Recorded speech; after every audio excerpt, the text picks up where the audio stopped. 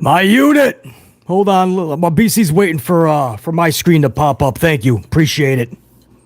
You guys are probably getting BC live before I know I am even live. There we go. We got some ads playing.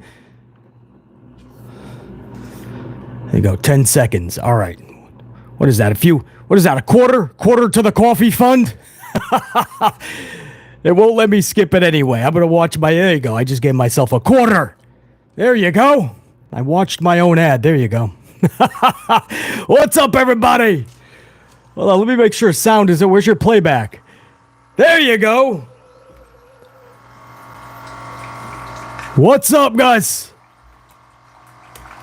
You guys got me loud and clear? There you are. All right, there's my chat. All right, we're doing an impromptu Monday morning / afternoon live stream, so kind of last minute. What's up, everybody? Most of you guys will be as usual. I never have a schedule anymore. Most of you guys catch us after the fact. Thousands. But usually we get a good bunch when we're live, even though we are pretty spontaneous. Pretty impromptu. But I do want to, I wanted to put up and upload. This is the only time I have, I believe anyway, for the day. Huge faction debut tonight. Massive. This is the, a lot of people call it the Bray Wyatt tribute faction, but it's going to be much bigger than that if done correctly. This is Bo Dallas and his group, Uncle Howdy, and we have to talk about it because if done correctly, this is going to be something special. If not done correctly, this is going to absolutely derail 6 careers at once. We'll talk about it in this upload. Hardy Boys possibly back to WWE Television this week. NXT and a massive battle royal coming up. We'll talk about that. CM Punk cleared as soon as today. We'll talk about that. And of course, Gunther, Damian Priest, SummerSlam. A lot of fans are like, this can't be the main event or one of them. And you can't really blame those fans for saying that. That's not a SummerSlam. As much as you can respect Gunther and Damian Priest, which I'm sure most of us do, you can't put that as a... I don't care if Damian's turning face either, by the way, which it looks like that's where they're headed. Balor's going to implode the group if Liv Morgan's hotel key, if Balor and her's got something going on, and that creates the friction with Balor and Mysterio. And obviously, Damian's been kind of planting seeds for face. If WWE ever chooses to go that... It doesn't matter.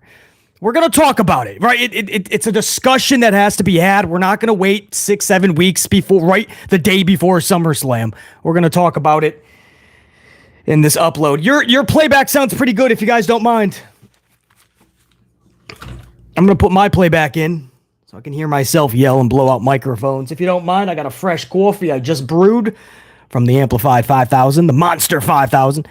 Salute. Let me put some Dunkin' cream and sugar mix in there, if you don't mind. Look at that potion. There it is. That's the magic right there. If you're ever wondering, 10% of what makes BC amplified, it's coffee.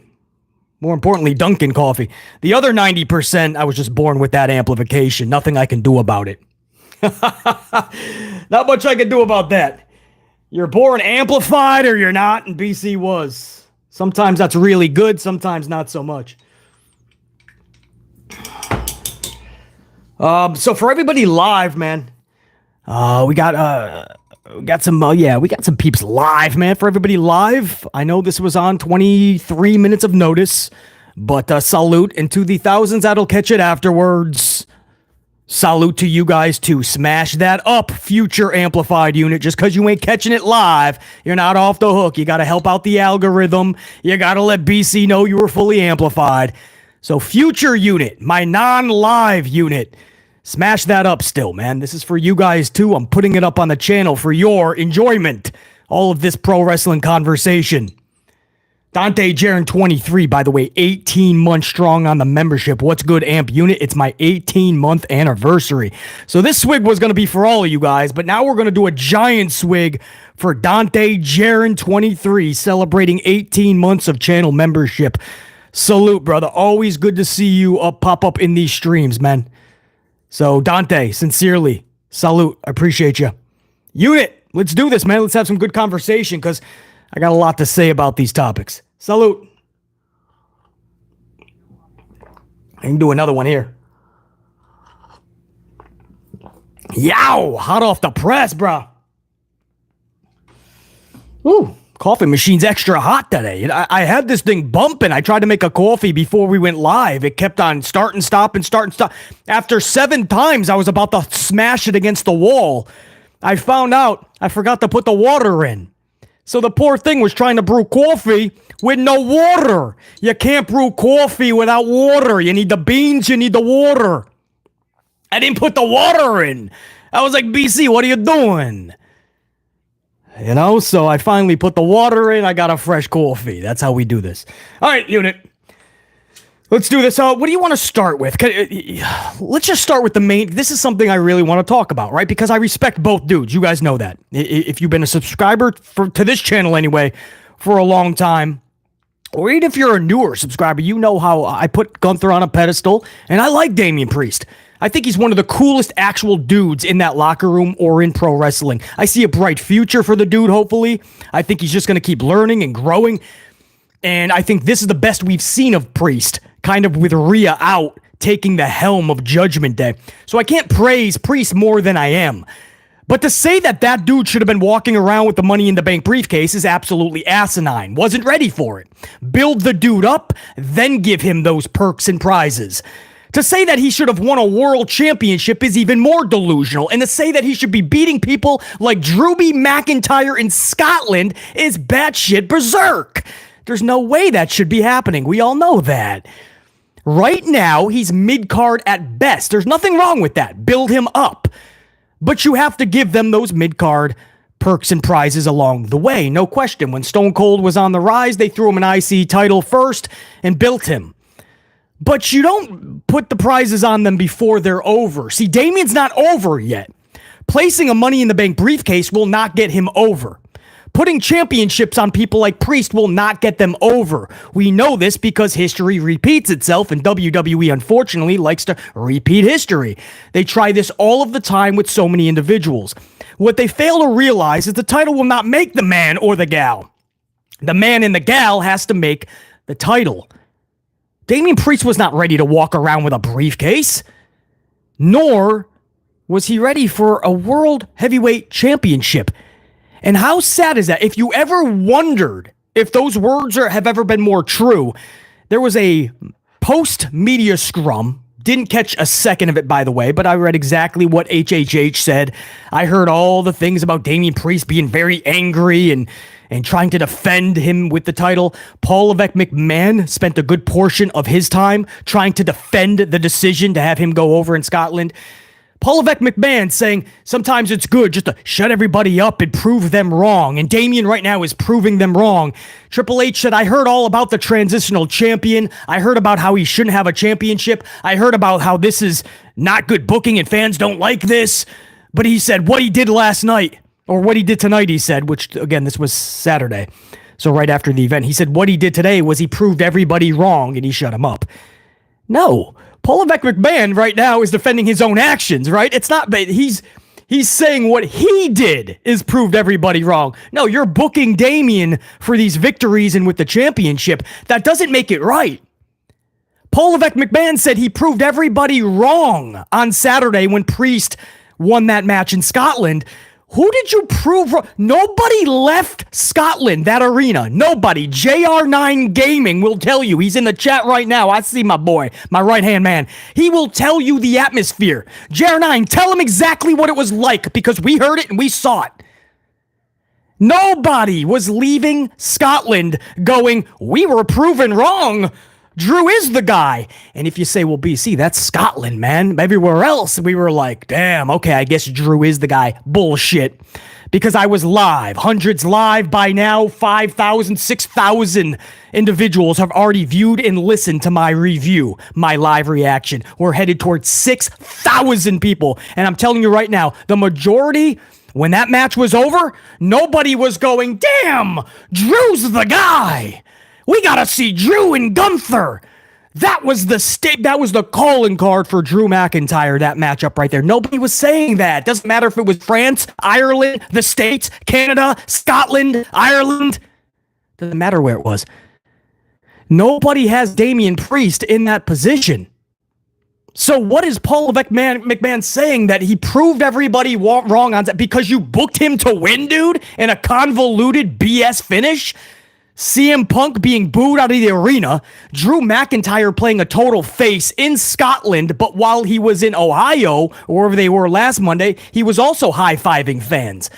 Paul McMahon doesn't know where he has these characters. So we go from one heel versus heel on Saturday. SummerSlam is what? Another heel versus heel. Gunther versus Damian Priest for the championship is the best you got? So the only thing you hope for is that maybe by then Damian is a face, right? In which he still loses. On no planet whatsoever does Gunther lose to Damian Priest.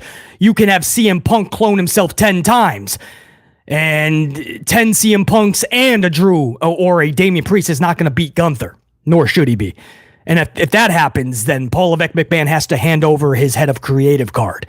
He has to get Das Boot and go have a nice steak and wine dinner with Vincent Kennedy McMahon, because you have been revoked from your privileges in WWE. No planet should Gunther be losing to Priest. So the best you can ask for is, I guess, Priest turns face. And we're still stuck with Priest and Gunther. This was easy, right? If Levesque McMahon just pulled his head out of his ass and just did what was right, instead of just being defiant and stubborn and petty, because once he hears that fans are not down for something, he doubles down, he triples down, and then he goes, see, it all worked out. WrestleMania 39, Cody should have been winning that championship. Read the room, listen to that crowd. And they were so fucking done with it after 39. Instead, Cody was laying down next to a rubber chicken. So we waited a whole year. Paul Levesque McMahon signed off on The Rock versus Roman. The crowd had to tell him, no, we want Cody. And then when it was all said and done, Levesque goes, see? Told you it worked out. Everyone's got to relax. Paul, the crowd did that, bro. What are you talking about, dude? You knew The Rock was taking on Roman, and you still signed off on Cody winning the Rumble and then handing The Rock you made Cody look like an idiot. So now you have a position where Drew loses in Scotland. In Scotland, of all places. And then you go on the post-media scrum and go, oh, what he did tonight is he proved to everybody that they were wrong. He's not transitional. He is the man. And he is making everybody go, whoa, we gotta see Damian. Nobody's saying we have to say, and then that's much love and respect to Damian Priest. Much love and respect. He's not a heavyweight champion that people are clamoring. You did not go from Hulk Hogan to Steve Austin to Jonathan Cena to Damian Priest. You just didn't. Or I hope that's not the case.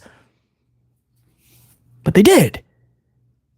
So you hope that he goes face and takes on Gunther. I guess you're still stuck with Priest versus Gunther. Fans are like, there's no way that can be the main event, right? Something has to. I don't care if it's a face or a heel.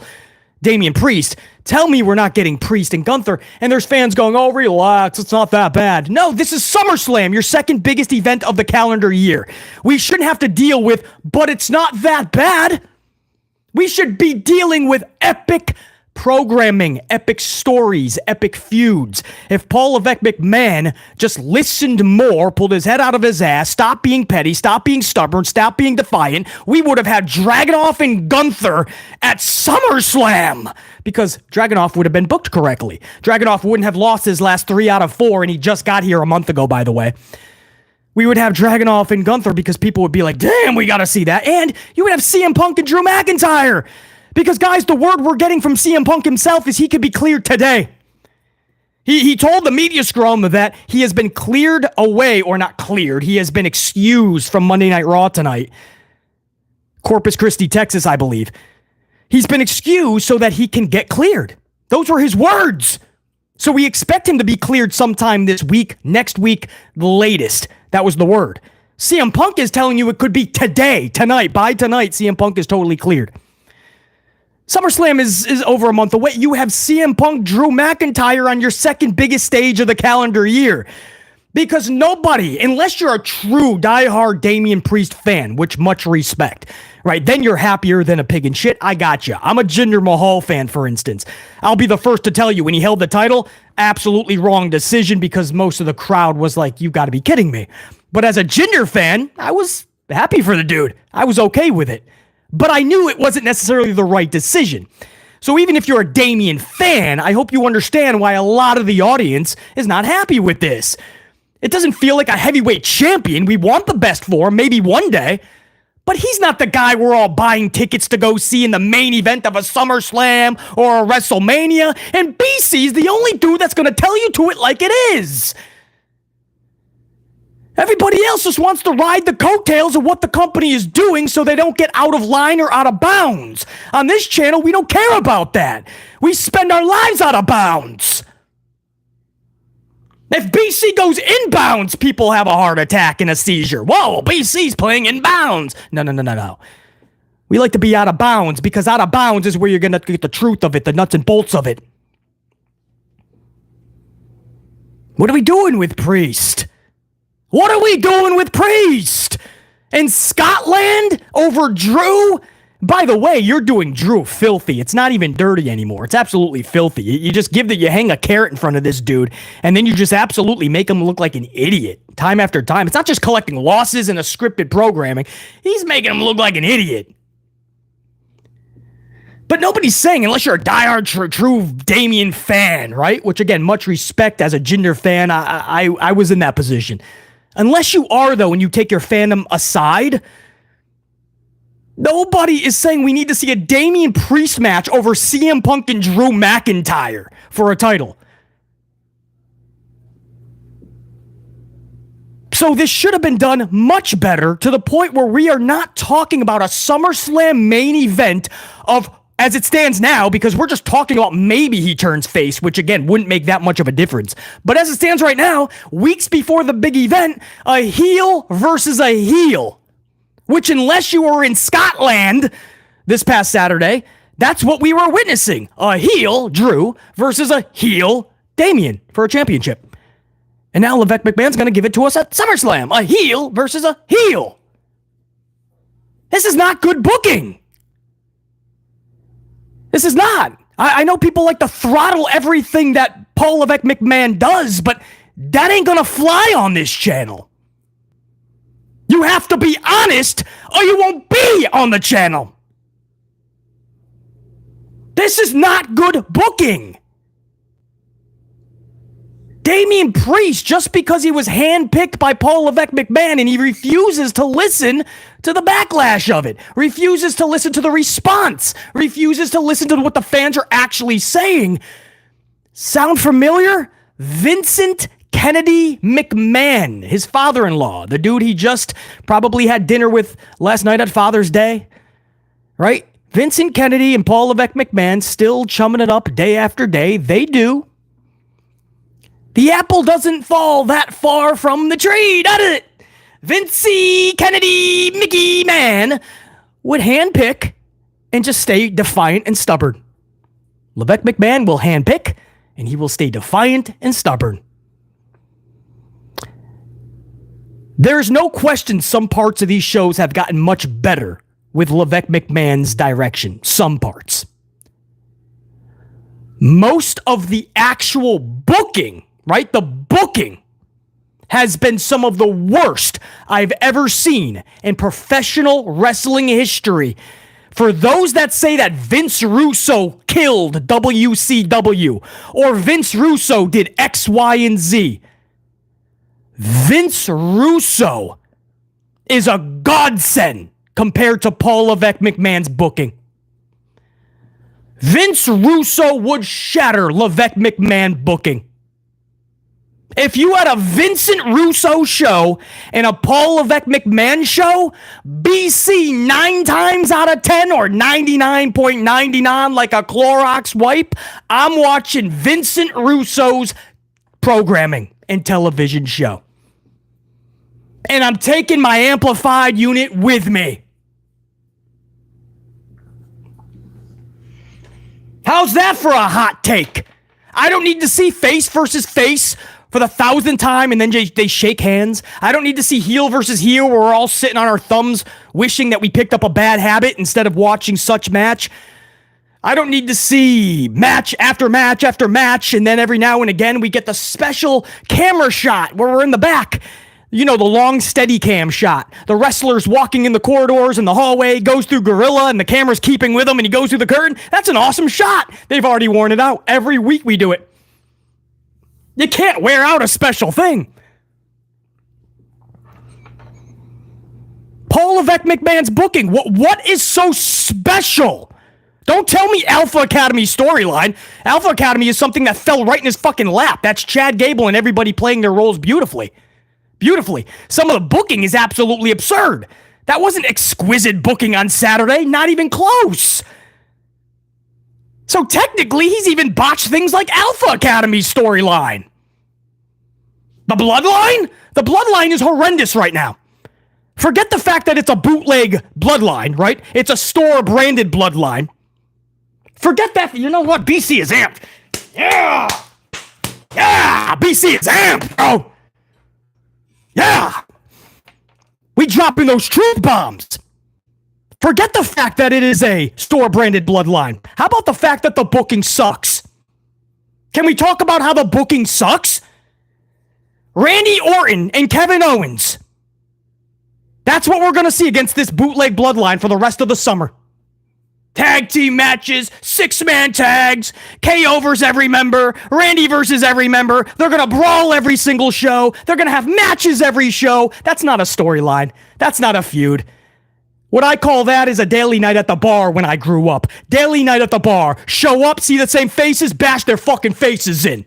That's what we did. That was growing up. From 12 years old on, bash each other, beat the shit out of one another. Whoever leaves the bar, you're the victor. That's just fighting. That's just brawling. That's another day at the office to BC. Kevin Owens and Randy Orton just battling the Bloodline. That's a special feud. Are we really going to sit back and go, whoa, long-term storytelling by Levesque? Whoo, this long-term storytelling. Did you see Randy take on the Bloodline for the 87th time? I felt the punches were a little more stiff. Levesque McMahon must have told them, laying a little bit more. What are we doing? That's not a fun storyline. The booking right now is off. And I mean tremendously off. The booking sucks. Until we get the booking better, right? Paul Levesque McMahon can continue to guide the ship and go with the people that he chooses. That's fine. He runs creative. There's no changing that, unfortunately. It would be amazing if Paul Levesque McMahon and all the McMahons just handed over their creative cards. I wish every single McMahon was just out of creative for a minute or longer. But that's fine. It's his company, creatively. But just hand over the booking to somebody that knows what they're doing, bro. That isn't interested in just being on camera all the time and doing all these media scrums and talking about how we're living in the best era of all time in pro wrestling when everybody knows you're full of shit. This era wouldn't even light a candle to the Attitude Era, bro. We're really going to act because, like, business is booming for WWE, that the whole wrestling world is booming. The local bingo hall had 12 people in it. 12! Tell them business is booming. Tony Khan and AEW can't even get a television deal. They've been working on it for 16 months. They can't come to a deal. Tell Tony Khan business is booming. He can't even sell out half of most of his arenas. Tell Tony Khan business is booming. Tell TNA Wrestling that is a fucking hair length away from going out of business. Tell TNA that business is booming and that we're living in the best era. Fuck that shit. Check that shit. That shit don't fly here. BC is gonna tell you this is one of the worst fucking eras, one of the worst 10-year spells we've ever had in pro wrestling. And just because we sit there and we go, oh, just because you go to these events and you have Disney sing-along doesn't make this the best era ever. If you're telling me that Damian Priest lights a candle to The Rock, you're wrong. If you're telling me that Ricochet lights a candle to Stone Cold, you're wrong. If you're telling me that Tyler Bate and P.D. Dunne hold a candle to Kane or The Undertaker, you're wrong. Telling me this is the best fucking era. Do you know who we had in the Attitude Era? Do you know who we had in the Golden Era in the 80s and 90s? Warrior, Savage, Flair, Hogan, Piper, Dusty, Big Boss Man, Are you listening to yourself, bro? These wrestlers, they get up on these media scrums and they go, man, I really feel this is the best era. Or at least we're right up there with the Attitude Era. On what planet, bro? Of course we want it to be, right? So we say stupid shit like that. And then you really think about the fucking rosters we had back then. You think about the television shows we had back then. And we're really going to sit there in front of a camera and go, this is the best era ever. Business is booming. No, WWE's business, because they've absolutely ravaged wallets and credit cards, especially coming out of the Plandem.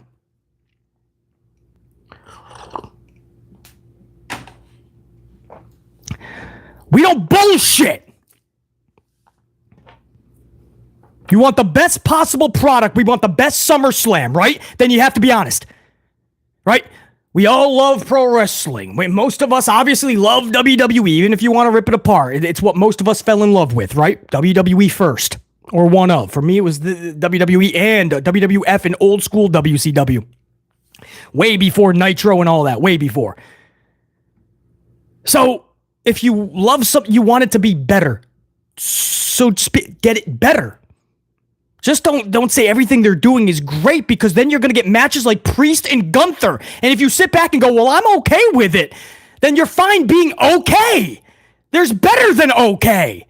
Don't just be subpar. Don't be mid. Don't be average. Don't be just the middle line. Go for better. Strive for more. Get your goals and achieve them. Rock them out. You can do better than Priest versus Gunther. I'm hoping we can do better than Priest versus Gunther. I'm putting a little bit more stock in Paul Levesque McMahon, I know, but I'm really hoping that he can do better than that. So I don't know what changes between 6 and 8 weeks, whatever it is before SummerSlam. I really don't know, but I'm hoping it's a lot. I appreciate that, John Beal, that just popped up on the in the comments. I appreciate that. You got to preach on these subjects, man. Too many people, they just want to sugarcoat it, or they just want to tell you that everything WWE is doing is really good, right? That's it. That's all that should be happening. Why would BC even question the booking? Well, because it sucks. It fucking sucks. How do you like that? It sucks. No way around it. It sucks. There's no BSing. If you're wondering why I would say such a thing, because it sucks. The booking sucks in World Wrestling Entertainment. It did with Vincent Kennedy for the last 10 years, and Paul Levesque McMahon made it none too much better, if even. There's aspects that are better, no question. And then there's a hell of a lot of aspects that are the same, if not worse. That's the truth. And the ratings will tell you that. If you're ever wondering, well, BC, man, you can't speak for all of it. No, I can't, but I'll tell you this. The ratings will tell you that that's the majority feel. The ratings are back to what? 1/6s, Jer9. Am I correct? 1/6s, bro. 1/5s and 1/6s. No football competition. You remember just a few years ago when it sunk down to 2.2 and everybody was like, it's because of football, man. Football. No. What are you talking about? Even when they were off of football, they were pulling in even lower. They went down to 2 and then under. And now we're screwing around with 1/5s and 1/6s. What's going to happen when football's around and they pull 1-1, 1-2? Well, a football competition, basically. Or maybe the product isn't up to par. The question is simple, and this is with much love and respect to Gunther and Priest. I praise them all the time. There's no way that can be one of your main events. I don't care if Priest is a face or not. That was a botch. It was another. I can't tell you how many times we've said this is an absolute booking botch, a creative botch. What happened in Scotland is atrocious, man. A crowd should never walk away like that. If you want a crowd to walk away because a heel won or they didn't get what they wanted, right? They were shocked. Not in the best of ways. Their hero lost. That's totally fine. That's pro wrestling. Levesque McMahon finds a way to do it where the crowd isn't leaving just a little angry at the pro wrestling show. Man, I can't wait to see what this leads to. They're pissed off to the point where, like, they're just done with it. Like, we spent our money on that? That's what you gave us on the way out? An F off? That's how 39 left that audience. It was actually sad. Like all the reports that were coming out from people there in the uploads and the posts, people were literally just like, dude, you can't end the show like that. It was a party, and then it was just like, go home. And then he doubled down. He did it again in Scotland. And it makes no sense. You would think if Punk's getting cleared, he wants Drew to have the title because he knows that's his first matchup. That's his feud. And then Punk plays the ultimate heel in Scotland. So then when he gets back to the States, I guess we're just going to praise the dude. And it's right back to booing Drew, who last week in the United States was slapping high fives with fans. But he was the hero on Saturday. But then the hero got screwed by the heel, which is actually the face in the States. This is stupid. That's the best you have? And this is booming. Thank you on 100 on the ups too, by the way. This is a 23-minute impromptu live stream. You guys showed up big on the 100 plus. Let's take it to 200. Why not? We're fully amplified. BC's got plenty of coffee. Salute, unit. That's my rant on Damian and Gunther. Much love to both. I want the best for them going forward. That cannot be a SummerSlam main event. Or they would have to start tonight really making us care, and then somebody still has to be the favorite. So if you're turning Priest face, I mean, that's got to be like, I don't know, 2 weeks ago? It has to be.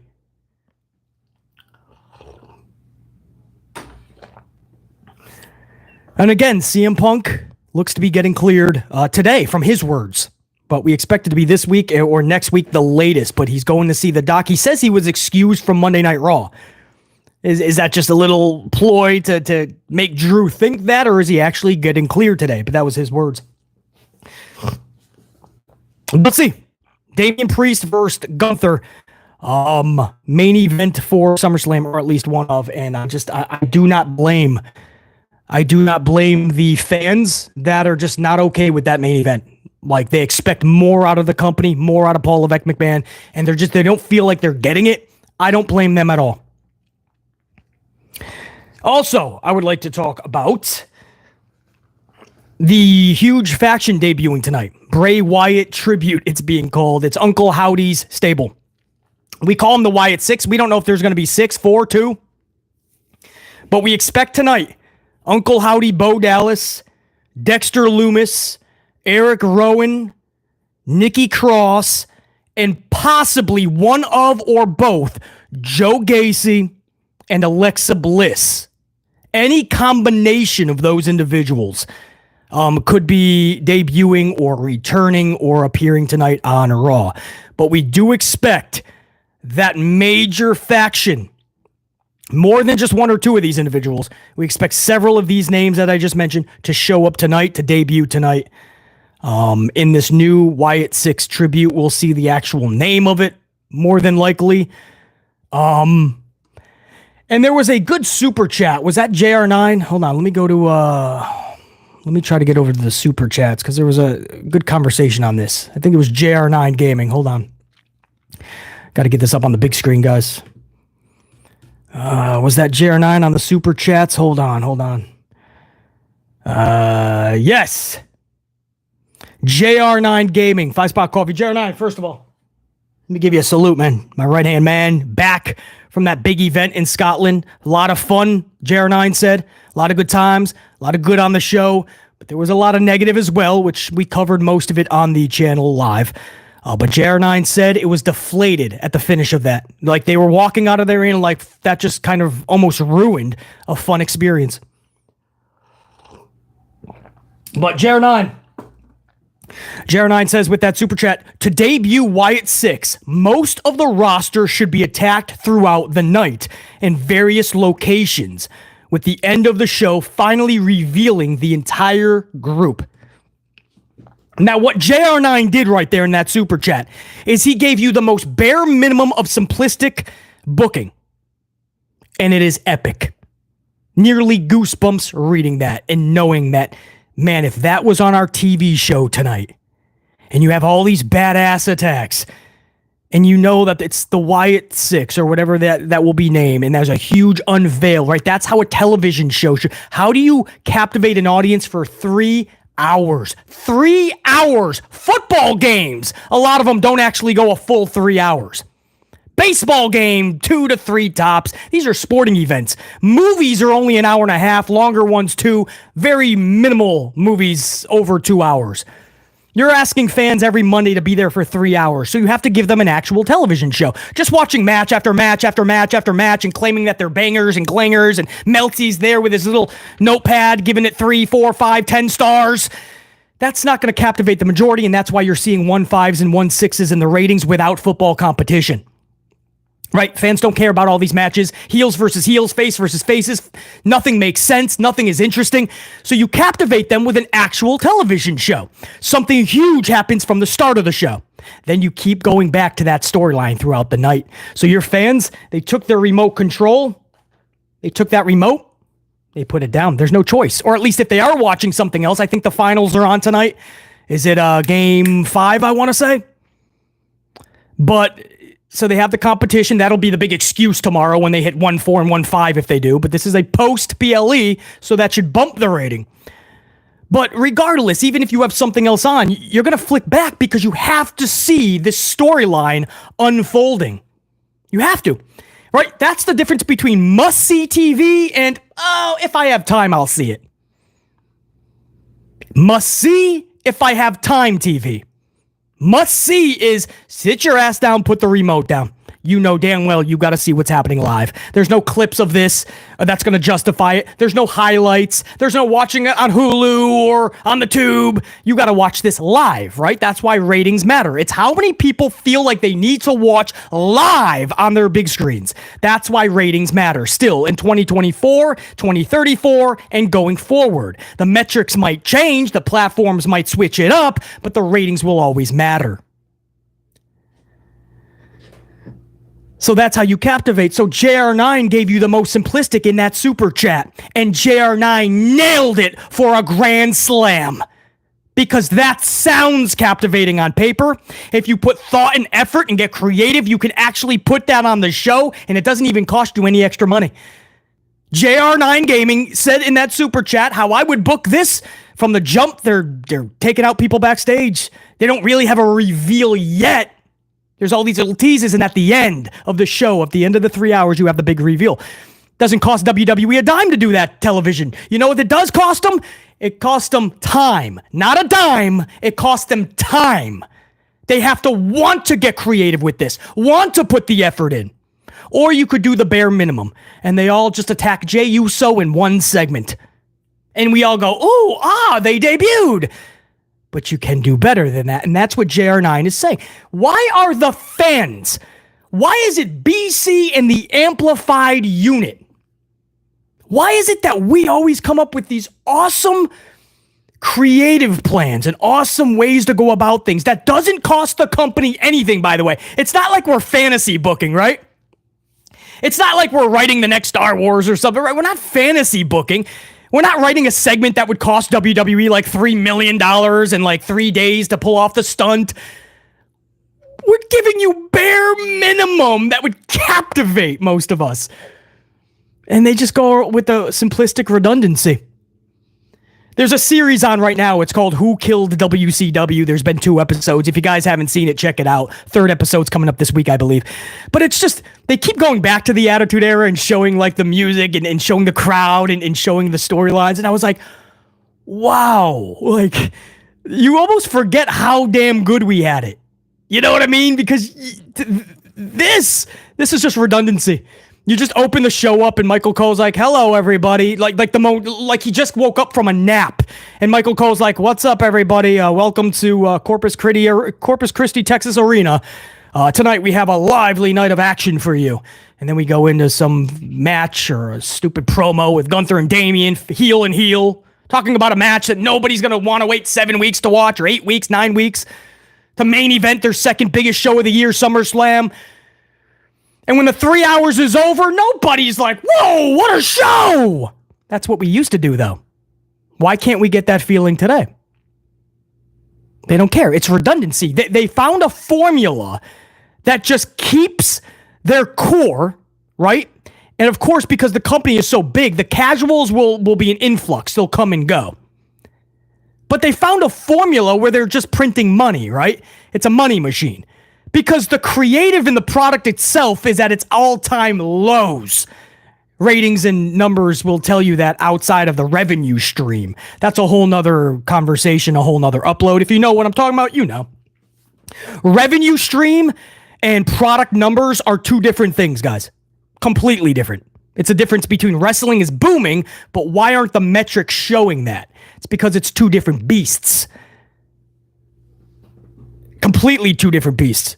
It's another, I don't want to spend too much because I'll confuse people when I talk about the financing and all that, but on Who Killed WCW, it was so interesting to hear about two different streams, right? WCW was printing money, in the words of Eric Bischoff. They were making so much money, WCW, but they weren't turning big profit.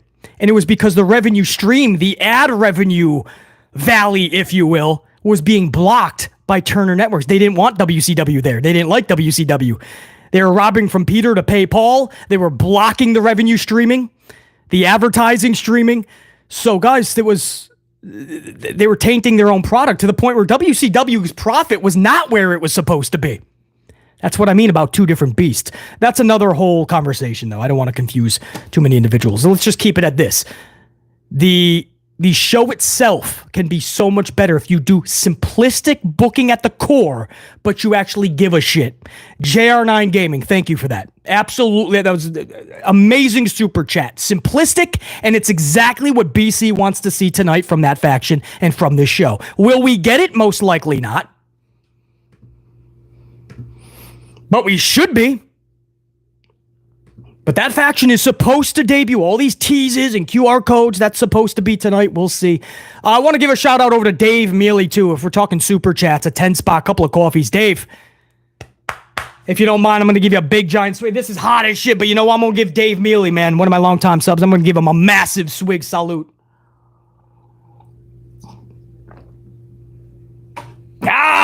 That's a Dave Mealy 10 spot salute right there, man. Thank you for the coffees, Dave. Always good seeing you up in here. And Dave says H gave us 2 heels at the Clash main event, then made Punk one of the biggest faces do a major heel move.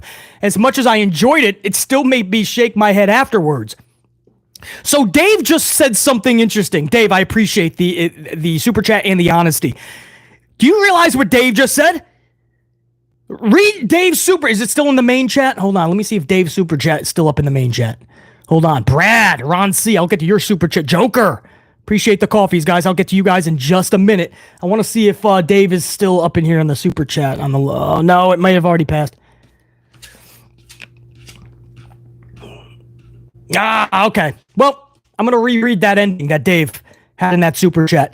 Dave said, as much as I enjoyed it, still made me shake my head afterward. So Dave is one of the fans that, at the moment, liked the finish. Or at least enjoyed the finish. And you guys know I'm not a big fan of the word enjoyed, right? We shouldn't be just enjoying pro wrestling. We should be captivated by pro wrestling. So that's the problem right there. Dave just enjoyed the finish. But Dave actually enjoyed it. And then afterwards, he thought, but wait, that doesn't make a lot of sense. Not only with the heel versus heel, and Punk is supposed to be the face, but when he leaves Scotland, he will be the face. No, going forward, this sets up Gunther and so Dave is saying, wait, that is stupid. Thank you, Dave, for the honesty, bro. Even people that enjoyed it in the moment were like, well, for the moment, all right, this is not too good going forward. Also,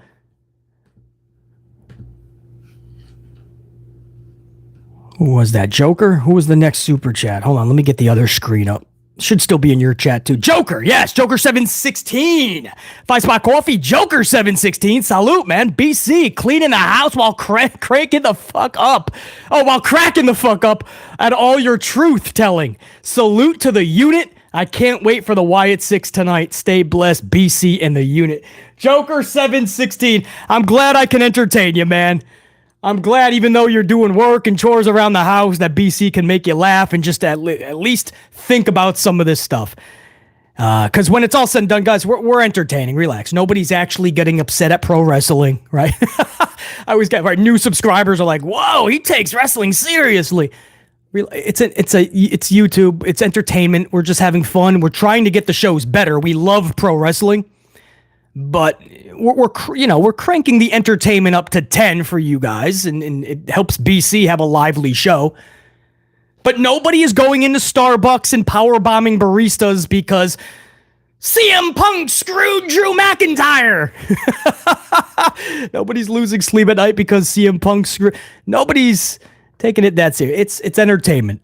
So thank you, Joker716, for reestablishing that for everybody, especially new people to the channel, or you come across people like BC or JD. We're entertaining, man. It's fun. We love pro wrestling. We're giving honest critiques about the wrestling shows so that they can be better, because we all want wrestling to be the greatest it possibly can, right? That's what we truly want. We want to watch Mondays and Fridays, and we want the best possible wrestling show. And that's all we're really doing. And because it's an entertainment platform, we just have to, some people are really good at entertaining, and some people are just weird, and some people, it just doesn't work. Some people just don't have the gift to gab, and it doesn't work. So, but I'm sure they want pro wrestling to be really good too. Joker716, salute, bro. Right back to you. Ron C23, I'm going to flip it up on that super chat, Ron C23. Woo!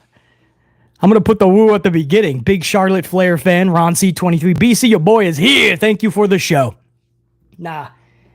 I'll give you your welcome. Thank you for the show. But you know what, Ron C23? Thank you for listening on 23 minutes of notice, for representing in this chat, for being one of the most badass bitches in this unit. Ron C23, even though you like Charlie Flair to another level. I'm just playing. Hey, she's coming back soon. She's probably going to collect 15, 16, and defeat her father with the record. I'm pretty sure Paul Levesque McMahon is going to catapult Charlie Flair. Salute. Ron C23, Brad Boyer. Brad, before I read that super chat, if you don't mind, let me give you a swig, man. Good to see you up in here. Channel members, too, by the way. A lot of channel members up in here. Brad Boyer says, facts, BC. Keep telling them the truth. Let's get amplified. Red and gold team, go!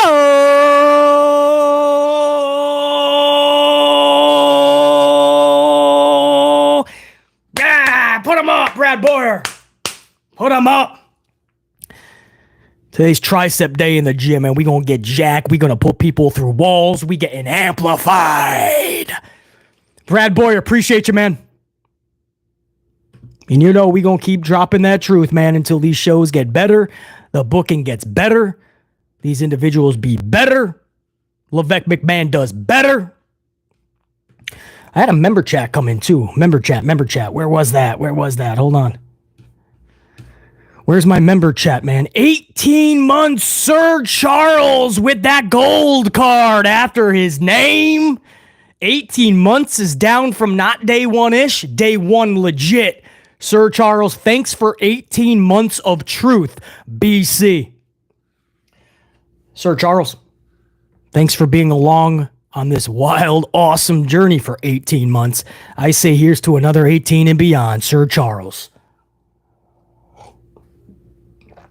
Sir Charles always putting the coffees and the lightning. I mean, if there's ever like an amplification, right? It's like Stegmeister, at the beginning of PLEs, like dropping a banger bomb.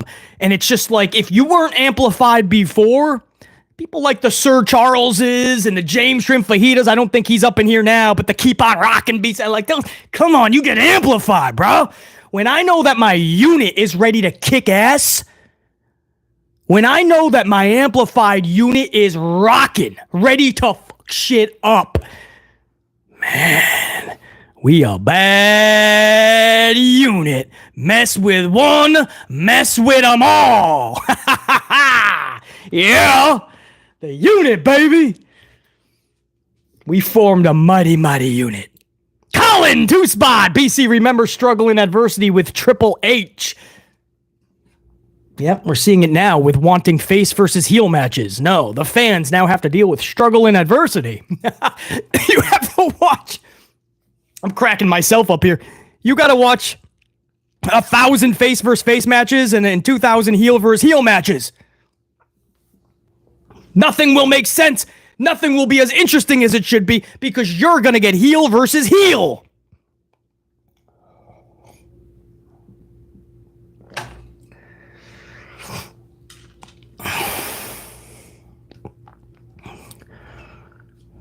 So another salute over to Colin on that 2-spot coffee, man. Yes, I do remember the struggle, and oh my goodness, that was wasn't that a special time? Special in quotes. I want to talk about something else too. I know we're over a half. Oh, we're going toward an hour. Damn, I was ranting, bro. I had a lot of coffee earlier too, guys. Took care of a lot of business really early, and I have a lot more to get to today before Raw, before I even do my notes for you guys. So it's a packed day. That's the reason I had to do this live stream, kind of tuck it in on 23 minutes notice. But I'm gonna have to wrap this up soon.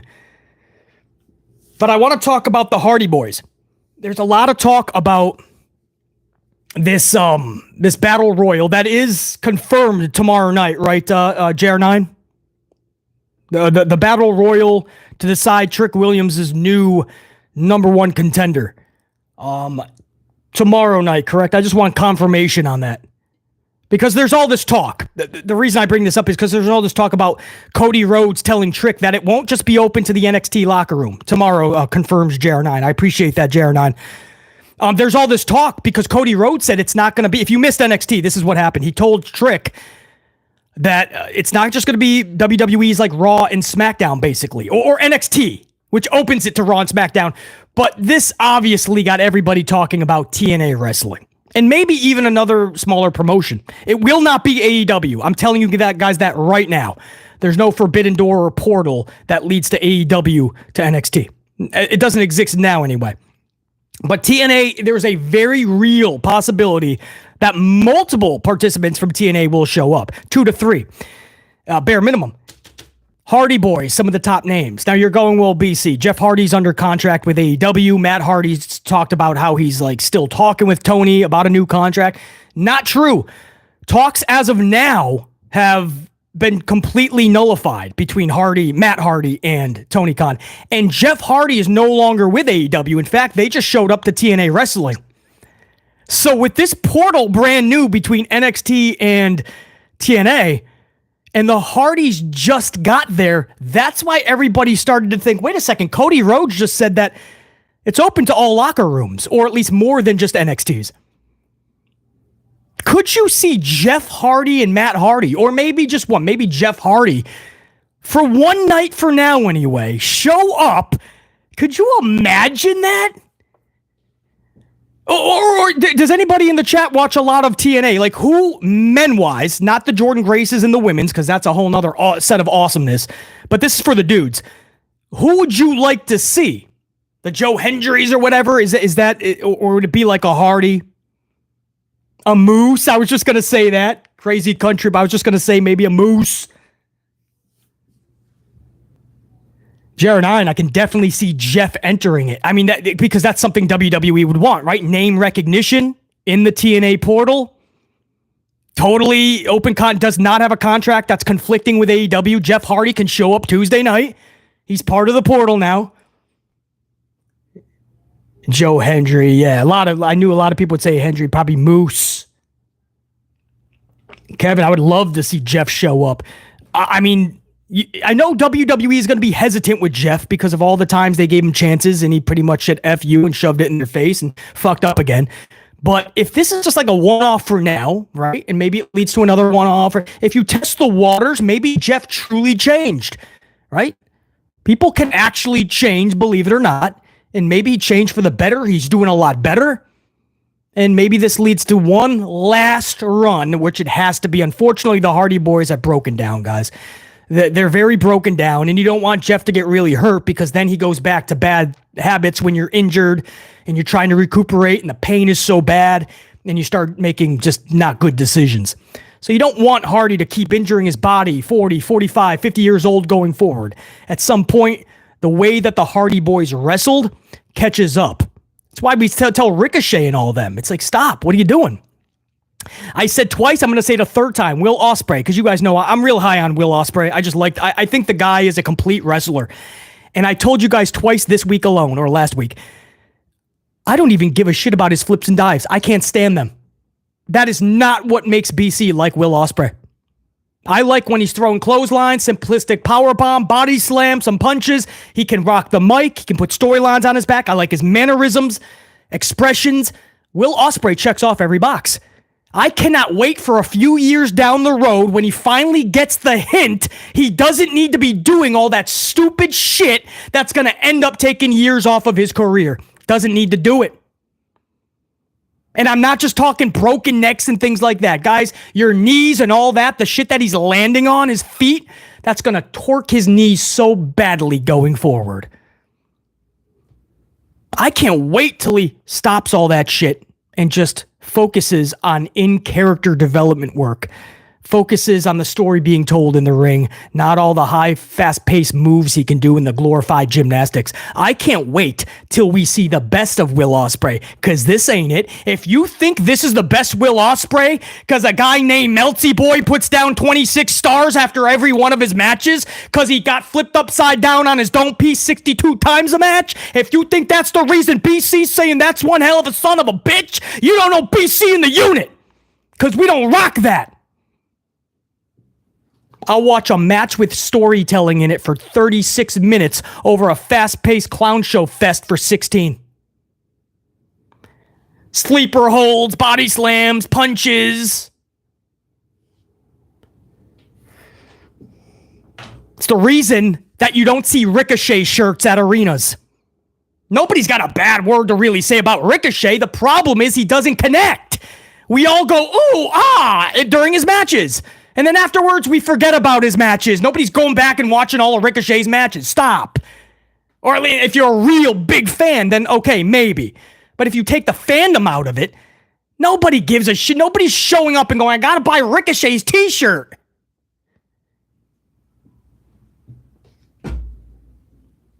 Eventually, Dustin Rhodes, The Undertaker, they preach to this day. And I use those two's names because they both said the same thing in interviews, separate interviews. And I felt so damn bad. In different interviews, different ways, Dustin Rhodes and The Undertaker, they both said that they try to give advice to so many of these youngsters, and a lot of them don't even want it. Or they just go like, yeah, and then they move on. So like they can tell like they're just not taking it.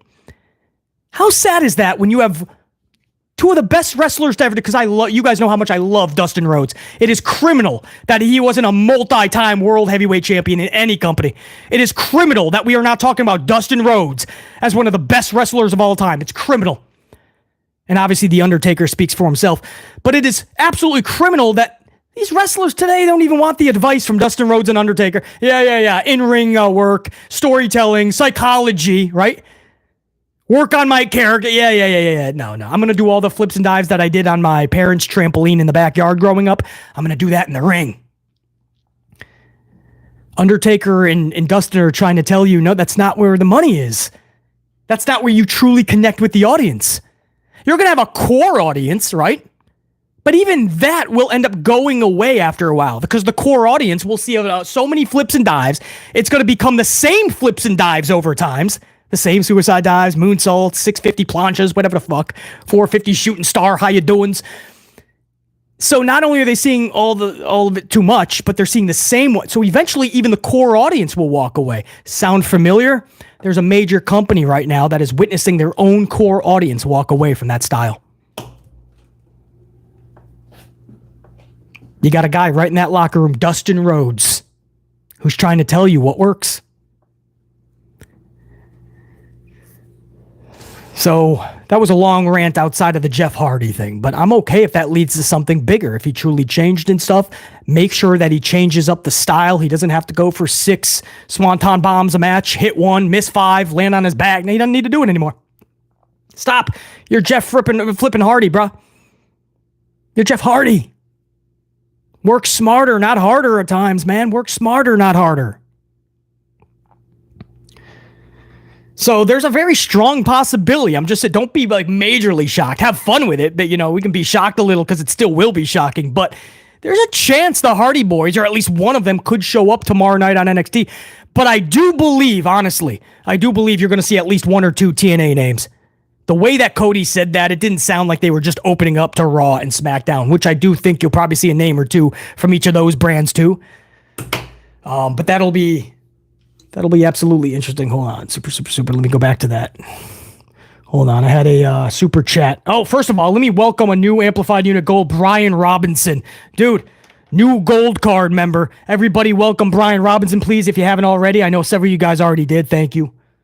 People like Pimp Jesus, gold card, Pimp, welcoming in Brian Robinson. Let me give you a big swig. Brian, I appreciate the membership, dude.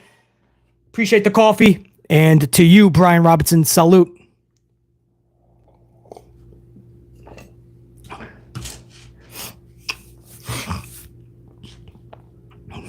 Appreciate that. Alicia, appreciate that. Alicia. Eric Leno, appreciate that. Jer9. So, Brian, I don't know if you're still up in the chat, Brian, but, or if you even just subscribed, which unfortunately you have to wait 4 weeks to just straight up chat. But, Brian, I appreciate you. And, Storm with a 5-spot coffee. Storm. Let me give you a big salute before I read that, Storm. Because I want to show you respect and appreciation, but I also want to guzzle more coffee. BC feeling good, bruh. So Storm with a 5-spot super chat coffee says it's the fickle fans at it again, destroying pro wrestling. I had a super, I think there was a word probably missing there, Storm, on Saturday, but it wasn't mentioned. Oh, a super chat on Saturday, but it wasn't mentioned. It was about AJ, first I Quit match loss. Okay, so Storm, if you got a second, man, let me go back to Saturdays. I got you, Storm. 2-spot on Saturday during the PLE. Storm says that was the first I Quit loss for AJ Styles. Storm, how many was he in, though? Are you still in the chat, Storm? I appreciate the coffee, Storm, and all apologies that I missed that Saturday. I just read it now, though. Luckily, thankfully, the tube leaves that on the on a separate list for super chats.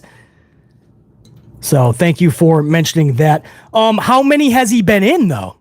Because I don't think AJ's been in that many I Quits. Jared, he was 4-0? Wait, whoa. Who was his other 3? I know I'm putting you guys to work here, but I'm at a little bit of a loss for who he took on. Was it all in WWE? Because I forget now. So, damn. So, Storm, good statistic. I didn't know he was 4-0 in I Quit matches. Does anybody have a couple of those names? Oh, TNA, says Marie. Okay. Jer9 said, Brad Boyer said 4-0. I wonder who he... I Quit 4-0. Damn. So if I'm AJ, I'm like, okay, I have to lose. I'm not going to say I'm beating Cody Rhodes, obviously, in Scotland. But the way that he lost was just stupid. Like, thinking back on it, right? Live, we were kind of befuddled. But now that we've had a day or two to think about it, that was so stupid. He talked all this smack.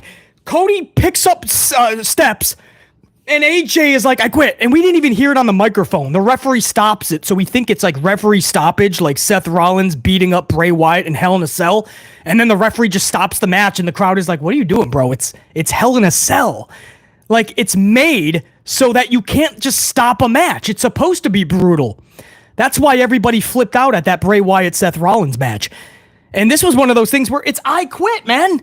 What are you just stopping the match? But then we find out AJ actually did say it, but it was so nobody could hear it. So it was an anticlimactic moment. But then thinking back at it, he just quit because steps were in the air. The dude took an ass whooping the entire match, thrown in the steps, through tables, the kendo sticks, you name it. But the steel steps, and then afterwards he took him to the dome piece anyway. It just made AJ, it didn't put him in the best light. It was not the best booking at all. Another booking botch clearly by Levesque McMahon.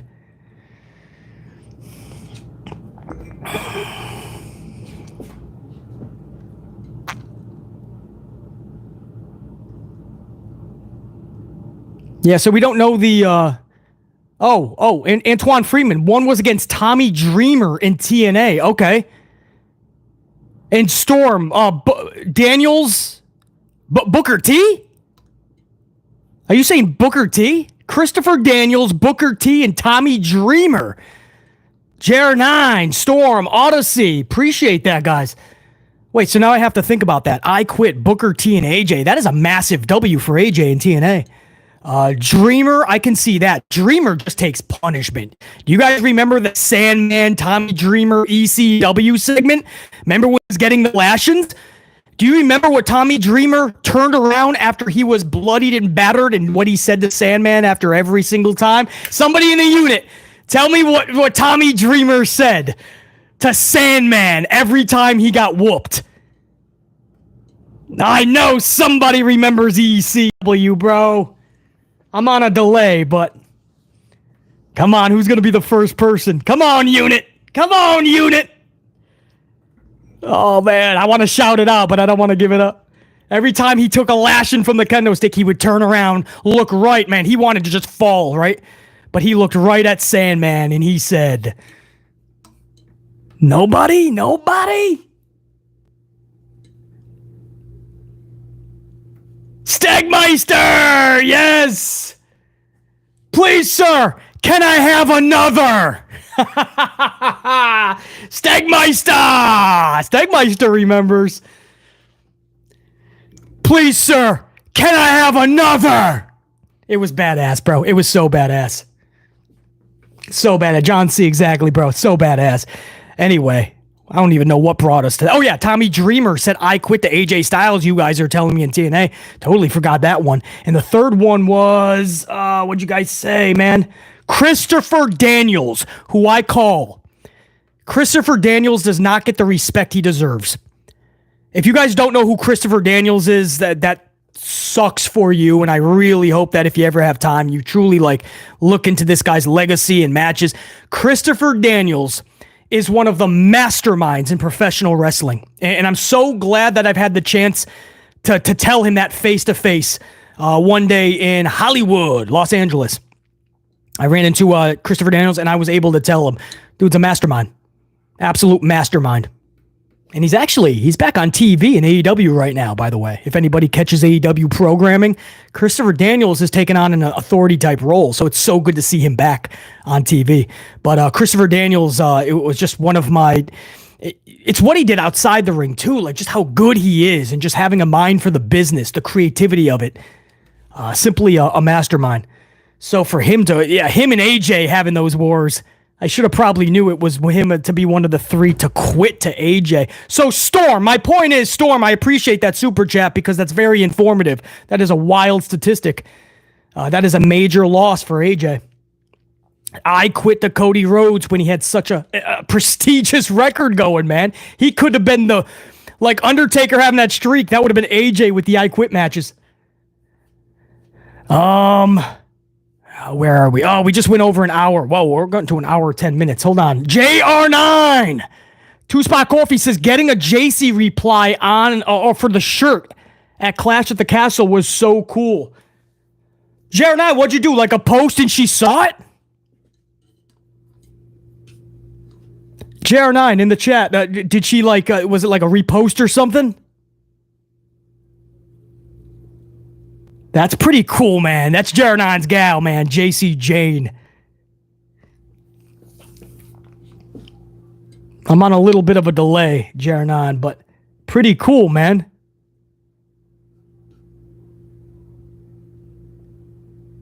JR9, this new mask thing.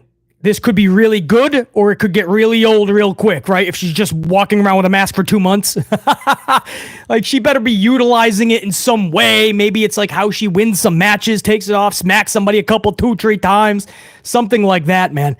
And then the undashing or dashing JC, whatever we're going to call her. It could be really cool. Or it could be like Trish Stratus, and they just take it on for too long and they have no direction. They're just putting a really beautiful girl in a mask. Almost 200 on the ups, man, on 23 minutes notice. I forgot to mention that after the first 10 minutes. I probably should have said that again. My bad. Obviously, that helps the algorithm. I'm horrible at reminding people of that. But yeah, if you don't mind, if you haven't already, smash that up. That goes for the future unit too. Take a moment, smash the up, help out the algorithm, because the YouTube machine is not helping the channel. They never do. We're too controversial for the platform, so I will put it on you guys to help BC and the channel and all of us skyrocket to the next level. JR9, pretty freaking cool, man. Prime Killer! 2 spots. Super Chat Coffee. Who should win between Drew versus Punk? First of all, Prime Killer. Salute, dude. Good seeing you up here. Man, we down that whole... Usually I nurse a lot just in case because I don't know how long the stream's going to be, but we took down another coffee, man. This is my 6th already this morning / afternoon. This might be one of those days I have like 17 coffees, which is not abnormal, I guess, but... Prime Killer, Drew versus Punk. The winner has to... see, this is why I can't stand Drew losing again in Scotland, of all places. I can't stand screw being done... Drewby. I can't stand screw being done dirty. I can't stand Drew being screwed. I'll get it right, man. Woo! I'm gonna need the 17 coffees. Can't stand Drew being screwed the way that he was in Scotland. I can't stand it because now you're in a situation, Prime Killer, where it's not about who we want to win. CM Punk has to win. Right? CM Punk has to... Chat, yes or no? And if it's no, that's totally... I want your honest reaction here. This is not like a dictatorship where I say something we all have to agree. No, this is a straight up initial thought. Wouldn't Punk have to win this match? I mean, the guy comes back, he's automatically injured, he's on the shelf, he comes back, he loses his first big feud. I can't stand that Drew's being done filthy, that Drew is losing all his big matches. But how the fuck do you have CM Punk come back and just take an L?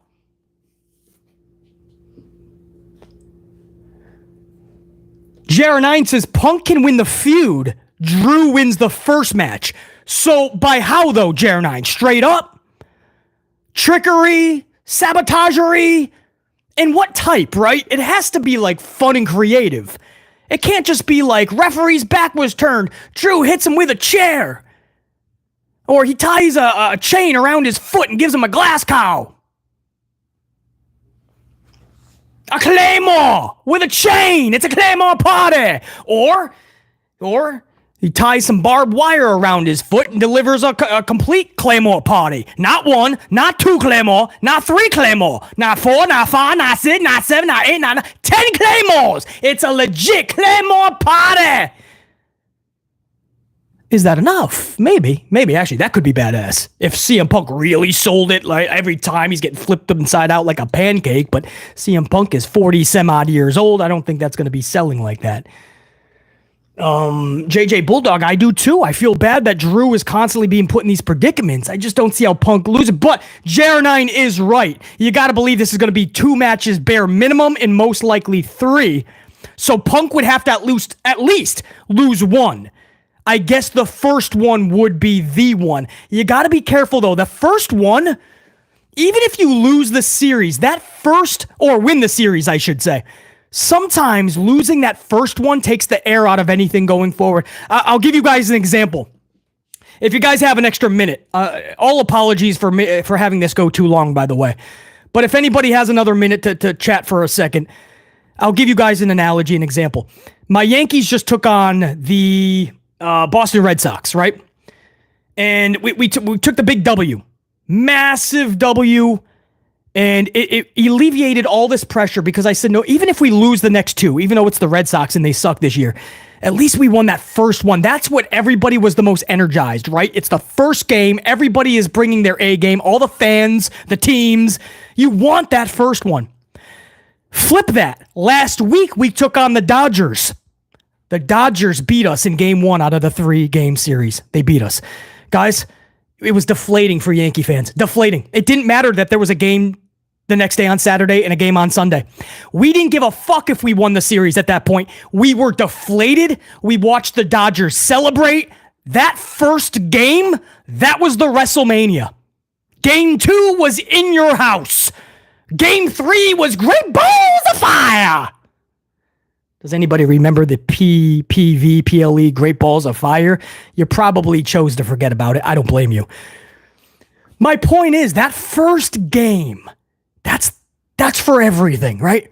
That's the real braggart. That's all of it. Even if you win the next 2 and you win the series, something is special about the first one.